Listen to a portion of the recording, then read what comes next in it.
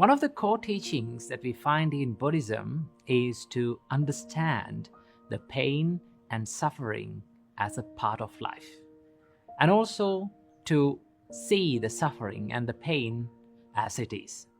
But this is easier said than done, okay? Because most of the time, when we go through painful feelings and painful situations in life, we used to worry, we used to become frustrated, and we fall down mentally.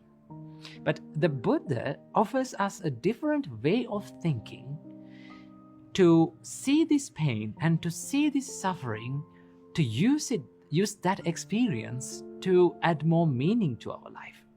So today, let's talk about how can we move through painful situations in life according to Buddhism. The Buddha gives a wonderful simile for this. The Buddha says, suppose they were to strike a man with a dart, and then they would strike him immediately afterwards with a second dart, so that the man would feel a feeling caused by two darts, two arrows. When the uninstructed worldling is being contacted by a painful feeling, he feels two feelings: bodily, physical feeling, and the mental feeling, or physical suffer and mental suffer. The reason why we worry in the face of this unavoidable suffering in our life is we expect a life without suffering. But life itself has the intrinsic nature and inherent nature of suffering and pain and unsatisfied nature. So what Buddha teaches us is to see it as a part of life. Do not try to forget it. Do not try to run away from it. See it as a part of your life that always persists throughout your life. And the Buddha says that when an ordinary person goes through these feelings, to escape from this pain, what he does is he seeks delight in sensual pleasures. He chases behind sensual pleasures to distract himself. So that is the normal reaction, isn't it? Normally, when someone goes through a painful feeling, when someone goes through a difficult time in his life, they chase behind sensual pleasure to distract their brains, distract their mind from that pain. For an example, when someone is struggling in their life, if someone has pain in his mind, sometimes some people use alcohol. Some people distract them with alcohol. Some people distract them with sexual misconduct. Some people distract themselves with consuming more and more social media. These days, it is happening more and more. Okay. For an example, if you feel any pain in your life, just check your behavior. People use more and more social media. Why? To distract themselves with that pain, from that pain. But Buddha does not say that chasing behind the sensual pleasure is completely wrong. What Buddha says is that chasing behind sensual pleasure does not solve your problem completely. Why is that?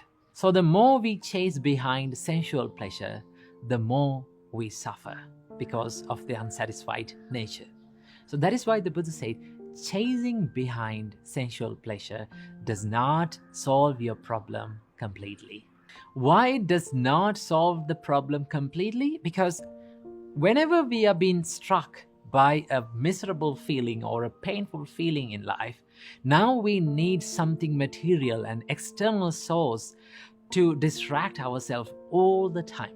Now, this does not help us to focus on ourselves and find the true nature of this problem and solve it once and forever. Okay, so that is why the Buddha said, chasing behind sensual pleasure will not completely solve your problem. Instead of chasing behind the sensual pleasure to distract ourselves, the Buddha says that look at the pain as a part of life that is unavoidable. And the Buddha says that pain is an inevitable condition in life, but worrying is an option that we choose. Worrying is always optional. So the Buddha used a special term to these ups and downs in life. He called it 8 worldly conditions. The Buddha said that these 8 worldly conditions prevails in this world every time. The Buddha says, gain and loss, dispute and fame, blame and praise, and pleasure and pain. These 8 worldly conditions revolve around the world, and the world revolves around these 8 worldly conditions. So these 8 worldly conditions are like the 2 faces of the same coin. We cannot separate it. So the Buddha says that do not worry too much, more than needed, about these painful situations in life. Rather than worrying about it, we always have the choice to stay away from worrying, because pain is an inevitable condition, but worrying is an optional thing, is a choice that we make in our life. So keep this amazing sentence in your mind. Pain is inevitable, worrying is optional. Keep that in your mind and stay strong, stay safe. Namo Buddhaya.